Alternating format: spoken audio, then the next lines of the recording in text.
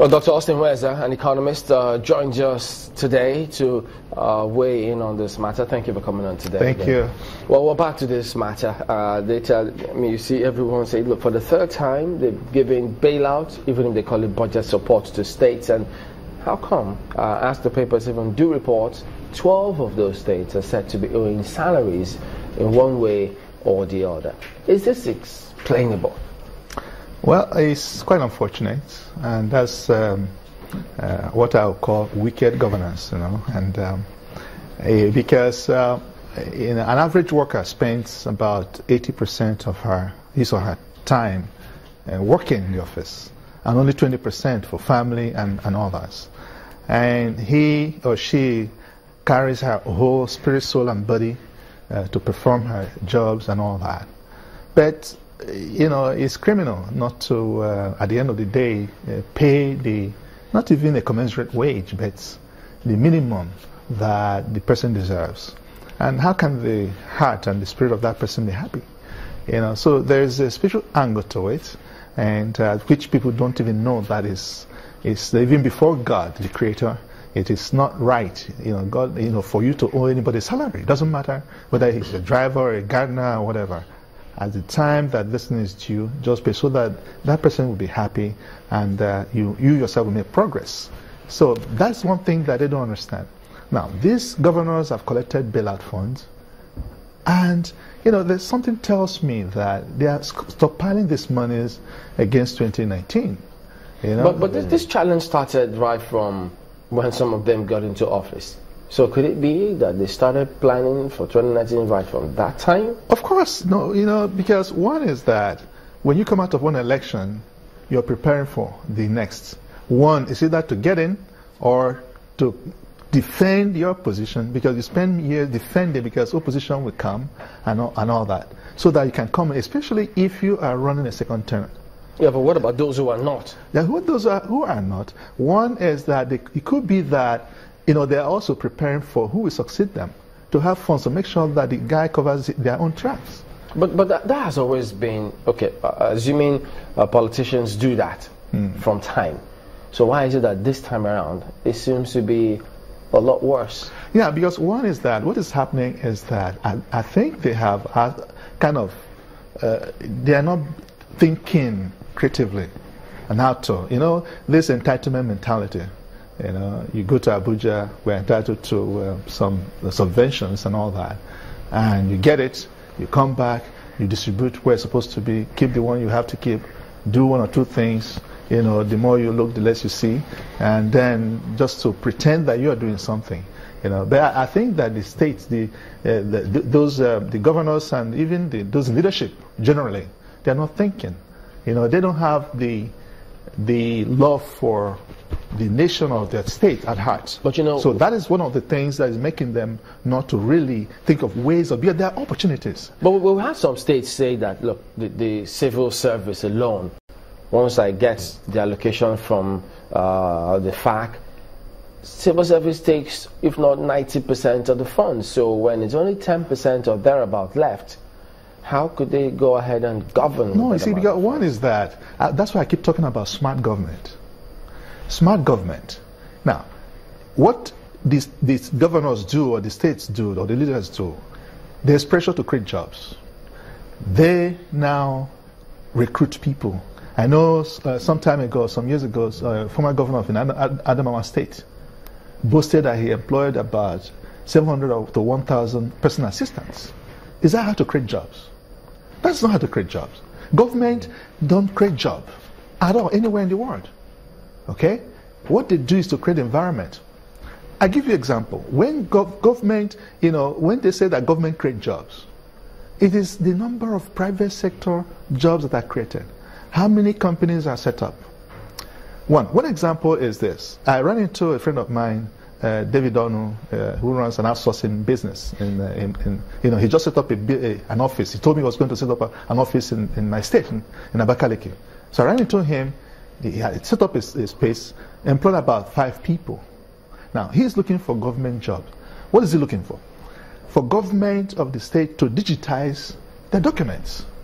If you go to some offices, piles of files and all that, in every office, And that's what we've been saying in outsourcing, that you can use outsourcing to create jobs for people, not by employing them to work in government, but by sourcing some of 10% of your document to be digitized. Do you know how many jobs we created? People who are out of school, we get jobs to key in all these documents, convert them into digital form, and then the government will run smart. So some of those... When you talk about smart states, yeah, for instance, I'm just thinking, how many smart states do we have in Nigeria now, and what are they doing right? Well, it's the only state that is close to smart state, and it's obvious, it's Lagos State, and that's the only one I can see. Maybe I've not been to other states, but most of the states in Nigeria are not smart. Even then, you deploy technology, the whole lot that technology can do. Then you create avenues. Well, they say, okay, if we, and then they have a lot of overheads. They have a lot of overheads. They should find ways of creating reducing their overheads so that they can have funds to do other things. And one way of doing this is outsourcing some of these jobs that are not core to this. And don't forget, I keep saying this, there's a report by SMIDEN, the Small and Medium Development Agency in Abuja. They did many years ago. I've been trying to lay my hands on it, but I've seen the document. Now, in every local government, 774 local government, there are about 2 items you can actually build a cluster of industries. And that's what I talk about when I talk about the factor endowment economic development strategy. You look at inwards. In every community, there's some factor endowment that you can exploit and build a cluster of industries around it and attract investors. People have money, even within Nigeria. People have money to invest, but they are afraid because of the body language of the government. Does that mean they didn't get the money in a clean way? Even if they are afraid. No, if they are afraid, even if you have your money in a clean way and you have a certain amount of money, they must find one thing or the other to Why should they be afraid? Nobody. No, they must find one thing or the other. No businessman can say that it's 100% clean. But government is not about having saints and popes and bishops. What does that mean? I mean, if you say no businessman can say they're 100% clean, if you're doing your business legitimately, why would they say you're unclean? No, they're the legitimate business that when you begin to look at it and you think that you have not done one or two things, and there might be some mistakes here and there. And if your value system, if your value system is eluded or diluted, it affects the ethics. But if they're legitimate mistakes, yeah, that's acceptable. Yeah, but again, the thing is, no matter what you do, it's like a policeman on the road.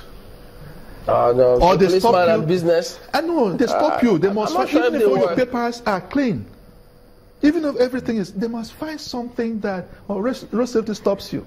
They must find one or two things to hang on your neck.